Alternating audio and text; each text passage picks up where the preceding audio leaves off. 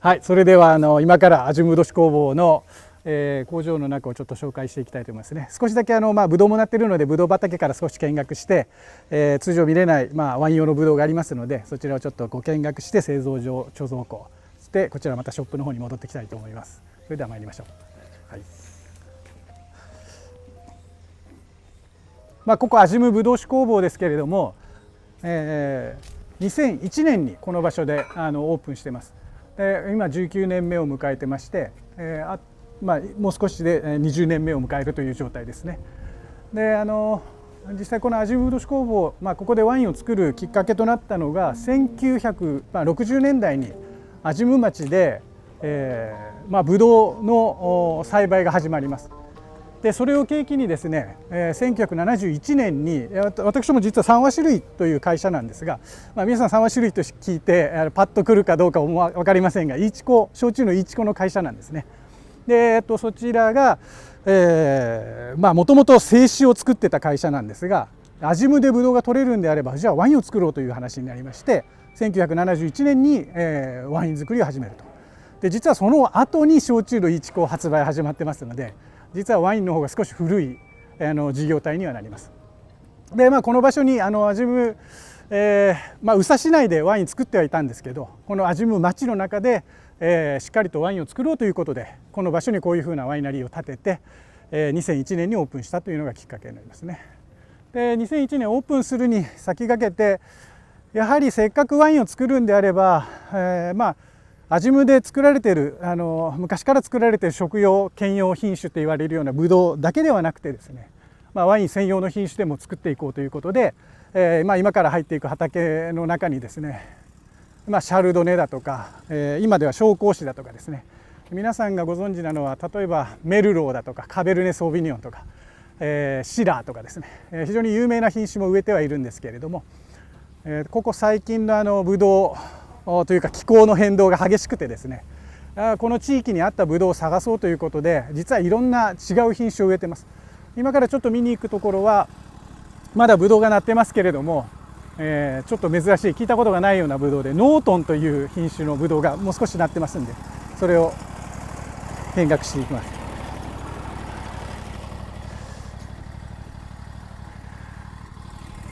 こちらはもうシャルドネっていう品種で、もう収穫が終わってます。だいたい8月の下旬ぐらいにはもう収穫して、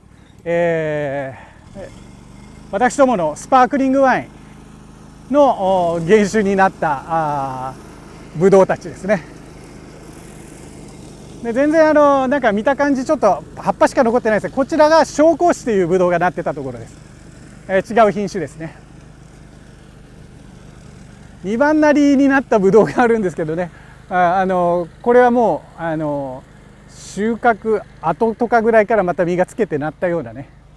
後についたブドウなのでまだ色づいてませんけどね。ここになっているのはこれがノートンという品種ですね。これ北米系の品種ですごい病気に強い、そして北米に合うということで実は耐寒性のある品種ということで病気に強い。で別にここ耐寒性はなくてもいいんだけど非常に病気に強いということでうちにも採用して植えてます。あったかいところで栽培するとどうしてもブドウの実がですね、特に赤系の品種だとこういう皮がしっかりと黒く着色するような品種っていうのはなかなか難しいんですよね。で例えばカベルネ・ソーヴィニヨンとか植えてたんですけど、いいブドウが取れないので十数年ぐらい一生懸命いろんな試験栽培をやったんだけど、結果的にはもうそれは全部切ってしまって、例えばノートンだとか、その他天ぷらニーリョウとかですね、ここで植わってるのはピノタージュとかですね、タナーとかなかなかあんまり聞き慣れない品種も含めて、やっぱりこの地に合う品種をっていうことで探して植えてるのが実際ですね。これノートンです。非常に酸も残りつつですね、いいワインになる、ブドウなので期待して、生産量を増やしている品種です。種茶色っぽい色まで枯れてきてて、で噛むとこうカリカリっとして変なえぐみがないというか、そんな状態までなっているのでもうそろそろ収穫のするタイミングになります。安住で実際に栽培されるブドウが栽培される理由っていうのが、基本的に安住町ってこう盆地なんですね。南の方はあっち由布岳とか鶴見岳とか、結構高い山が南から西の方にかけて連なってて、で東から北の方にかけて瀬戸内で広がっているので、比較的湿った空気がこう西とか南から来たとしてもその山で大体落ちて、この辺は非常に雨の少ないエリアになるんですね、九州の中でも。でなおかつ盆地になっているので、日中の夜と夜の温度差っていうのが非常に激しく出て、もうこういう果樹を栽培するには適した地域ということで、それが理由で50年ぐらい前からブドウ栽培が盛んに行われていると、そんな地域ですね。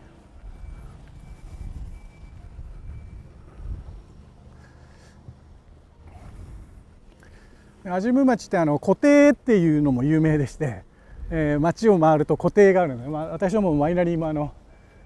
せっかくなんで湖底をあそこつけてますけど、スパークリングワインで、コルクが上に飛び上がってるの分かります？アジムというロゴもラベルには入ってて、作ってもらってますね。これ樽です。ワインって樽の中で貯蔵したり、しますので、これはもうフランスから届いた状態の樽ですね。はい。で樽ってこう、まず樽の木材をどういう木材、フレンチオークにするかアメリカンオークにするかという選択肢があって、でその次にこの樽の内面を焼いてるんですけど、どういう焼き具合で樽をオーダーするかによって、その樽にワインを詰めるんですけれども、樽からの風味がワインの方についてくるので、そういったどういう樽を使うかによっても品質が大きく変わってきます。今からまたここ3本しかないですけど、今年も30本ぐらい仕入れますので、それを今年作ったワインをそれに貯蔵をかけながら、ワインに仕上げていくというかですね。例えば蒸留酒だとウイスキーブランデーとかですね、そういったものに関しては例えば樽に入れて、樽の中で長期間3年4年5年とずっと貯蔵かかりますけれども、ワインの場合は基本的に長くても2年ぐらいで、白ワインで私どもの白ワインで6ヶ月とか8ヶ月ぐらい樽の中で寝かせているぐらいです。で、樽からのそういう、香りとかがワインについてくるので、実際には使えば使うほどその力は弱まっていくんですね。だから何年か経ってくると、初年1年目新樽の時が一番強く影響が出て、2年目どんどん弱くなっていくんです。だいたい4年ぐらい経ってくるとその樽からの影響というのがあんまり感じられなくなってきますので、4年5年ぐらいで、また次の樽に切り替わっていくというか、古い樽は樽で貯蔵容器としては全然使えるので、私たちも例えばワインにブランデーが入っているポートワインって言われる、種類があるんですけどね、そういったものの熟成用の容器として古樽を使ったりもしてますね。でそれでもまだ使わなくなると半分にしてプランターになって園内に陳列されているとかですね。樽からの香りっていうのとワインからの香りをそれがこう混ざり合っていい状態になればそれはベストですよね。だけど例えばワインの香りを優先したいワインとかは樽には入れません、あえてですね。だからそこ辺はどんなワインを作っていきたいかとか、どんなワインのスタイルにしたいかによって樽を使ったり使わなかったり、あとは樽の内面の焼き方によっても全然違うので、すごい強く焼くとやっぱり焦げたような香りがついてきます。で、ミディアムトーストって柔らかく焼いてくるとバニラのような甘い香りがついてくるので、だからどういうスタイルにワインを仕上げていくかによって樽の種類、焼き方、貯蔵期間っていうのは変わってきます。この宇佐野市内の中でも山の中に行けば自生しているブドウがあるんですね。でその自生しているブドウと例えばシャルドネを掛け合わせて新しい品種を作るとかいうようなことをやってるんです。でそれぞれのこれパレットがそういう品種を掛け合わせて新しくオリジナルで作った実は品種なんです。まだ名前がない状態で、これでいろんなワインを作ってみて、品種としていいなという判断が出ればこれを品種登録して、大分安心にしかないようなブドウ品種だよというようなそういった取り組みを実は十数年ぐらい前からやってて、今ようやくこういう形として実がついてきているという段階のブドウです。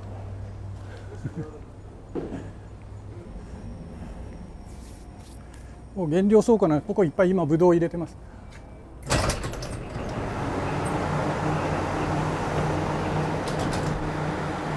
あえて収穫した瞬間っていうのは実があったかいので、少し冷蔵で冷やした状態から仕込み始めます。でそうすると冷えた状態で処理をしてくると、果汁になったりとか仕込んでいる最中で、酸化とか劣化をしにくくなるので、一度こういう冷蔵庫で一回冷やした状態のものを次加工の方に回していく。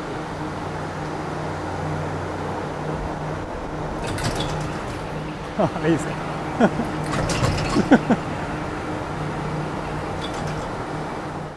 下に見えるところが製造場ですね。実際に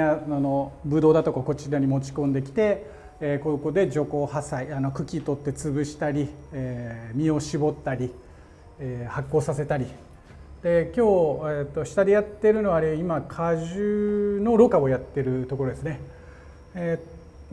昨日絞ったブドウを絞って取ったジュースをタンクの中に寝かせておいて、オリと言われるちょっと濁ってる成分のところはああいうろ過器を使ってろ過をして、である程度澄んだ状態にして発酵させるという工程になります。こちらに来ていただくと大体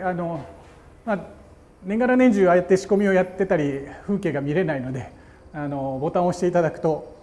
製造工程が分かるようになってます。そういうのもやっぱりメインのスパークリングワインとかいうこちらですね。で全部瓶の中で二次発酵するタイプのスパークリングワインなので、この瓶の中にはワインと砂糖とあと酵母が入ってます。アルコールが 10% ぐらいのワインですね。でその中で酵母が砂糖を食べて炭酸ガスとアルコールを作ります。でその炭酸ガスを全てこの瓶の中で閉じ込めて作っているのがこのスパークリングワインですね。シャンパーニュとかの製法と同じ作り方で作ってます。で下に溜まっている酵母をですね、今度集めないと濁った状態のスパークリングワインになってしまうので、これ後ほど貯蔵庫をご覧いただけますけれども、こうやって瓶先に酵母を溜める作業をルミアージュというんですけど、これを毎日毎日こう瓶を回してやるという作業をやってます。涼しいでしょ。ここ樽の貯蔵庫とあと、ボトリングしている瓶だとかも一部置いてますね。で入っていただいてポッと感じるように温度変化が少ないことと、あとは適度の湿度があるような状態で、あと光の方もなるべく紫外線だとかをカットした状態で貯蔵はしていきます。でこちらは先ほど見ていただいたスパークリングワインのルミアージュと瓶を回しているところの作業現場ですね。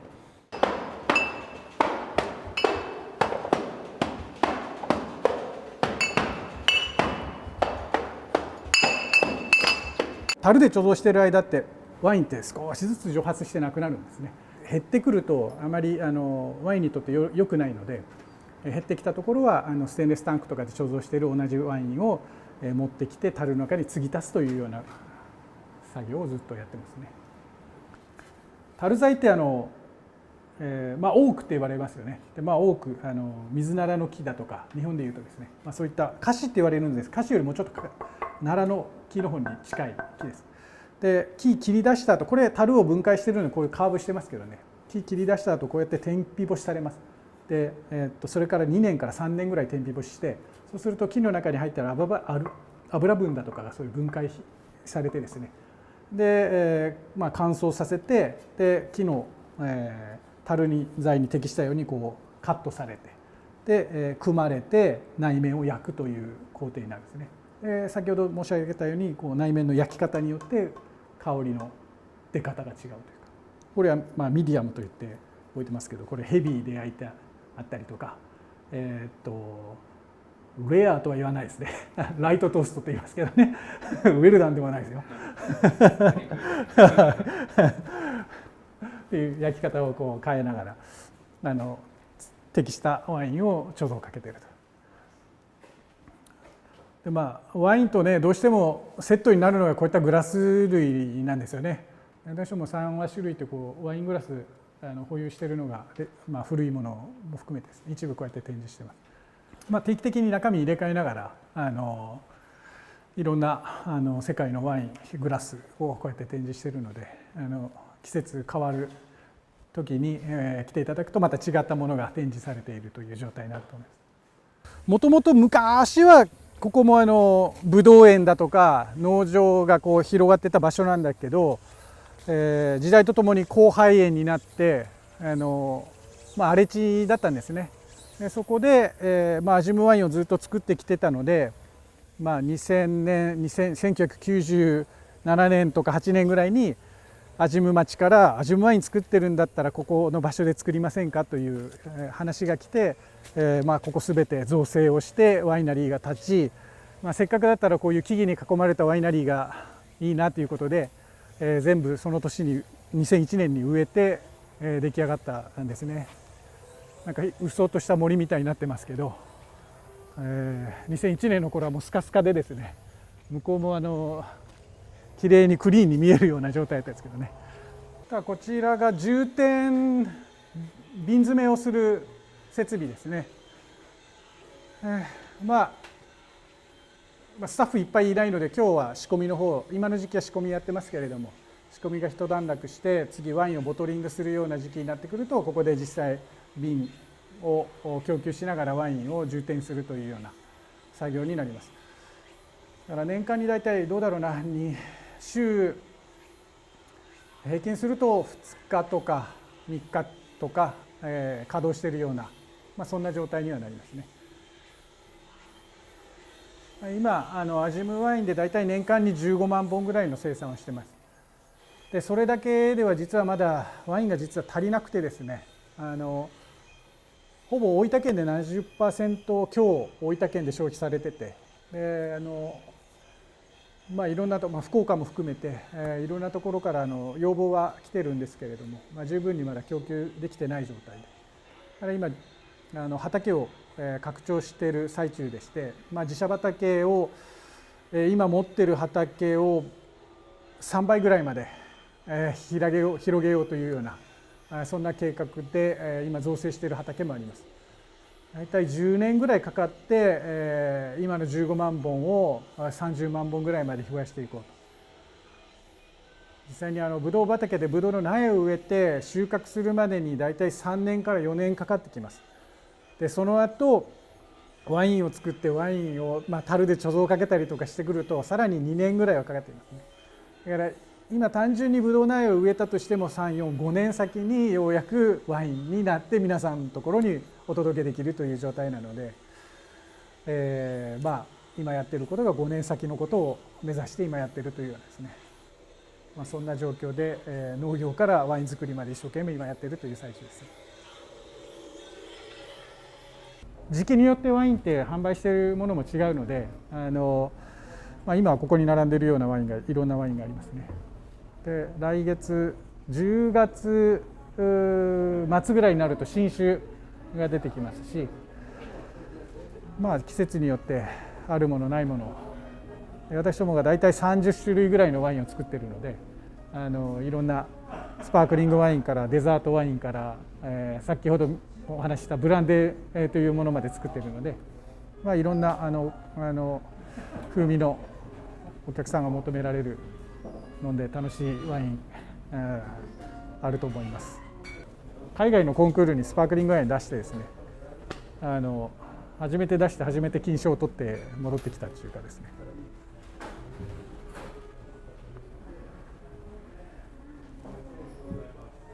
これ店舗だけの限定の商品ですね。微発泡のワインです。アルコールが 4% ぐらいだったかな、これは。これ 4% ぐらい。果汁が発酵してきてワインになっている途中の味わいのものがこの中に閉じこもっているような、そんなものです。このラベルは店舗限定のラベルです。店舗にしかない格子。この格子ってこのかぶら屋の、これかぶら屋なんですけど、何か始める時に合図として飛ばす嫌じゃないですか。私たちの試験的な醸造だとか栽培だとかしているような意味付けで、この一本の矢のラベルで店舗限定でやってると。マツコの知らない世界に出てたやつですね。シャルドリーさん全てシンダルだけで発酵させて貯蔵かけてたやつなので、樽からの風味もすごい強くて、果実の感じもすごい強いワインですね、これね。アジム町っていうここ町の名前ですけどね、盆地になってて、実際にアジム町って足が生える足部の町って言われるような、盆地なんで、その盆地のエリアには、水辺が多いので足がこう生えてくるよね。で、足部の町って言われるような町ですね。周りは山に囲まれてて、で、50年ぐらい前に、国の事業で実は造成が行われてます。でその時に何を植えるべきかということで、気候条件だとか、土壌の状態だとかで、畑はだいたい中山間地と言われる、山の中腹あたりに、ブドウ園がうわーっと広がってます。でその時にどうして選ばれたかというと、さっき言ったような盆地の気候で、昼夜の気温差が激しくて、南と西とに大きな山がつながっているので、湿気た空気がそっちから流れてこない、雨が非常に少ない。年間の降水量的には1500、600ミリぐらいは降るんですけれども、ブドウが熟す時期8月だとか9月に関しては非常に降水量が減るんですね。だから梅雨時期の対策は非常に重要なんだけど、果樹が売れるシーズンには非常にベストな地域、九州の中ではベストな地域というふうに言われてて、で今でも盛んにブドウが栽培されているエリアですね。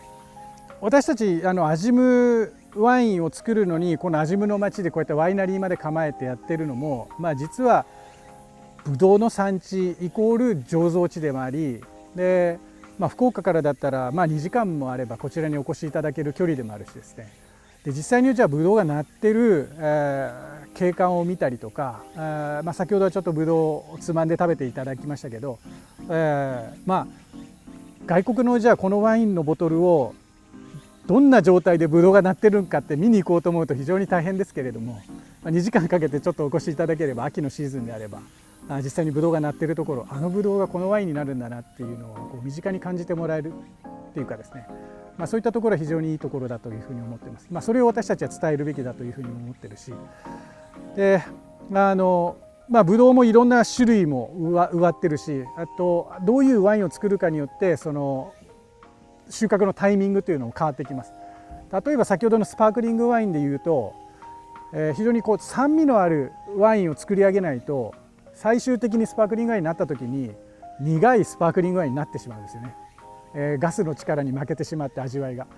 でそれよりも酸がしっかりと効いたワインをベースにスパークリングワイン作ってくると、すごいキレのあってフルーティーでフレッシュな感じのスパークリングワイン出来上がるので、実はスパークリングワインを作るためのシャルドネはちょっと早めに収穫をしてます。で、ちょっと酸っぱいなっていうぐらいな、だからそういった状態のもので作っていったりするし、一方先ほど食べていただいた赤ワイン用のブドウですね。赤ワイン用のブドウに関しては種も皮も一緒に発酵させるので、皮と種、特に種ですね、種がよく熟しているっていうことは非常に重要になります。私たちいつ収穫するタイミングなのかって言って畑こう歩いて回るんですけど、いろんな分析機械で分析もしますけれども、やはり一番大事なのは食べながら、いつ収穫しようかなっていうようなこう、種まで噛んでみて、で種がこうしっかりと熟成しているというか、熟しているというか、そういったタイミングを見計らって収穫を行っているというかですね。やはり畑をしっかりと見ながら、それが最終の目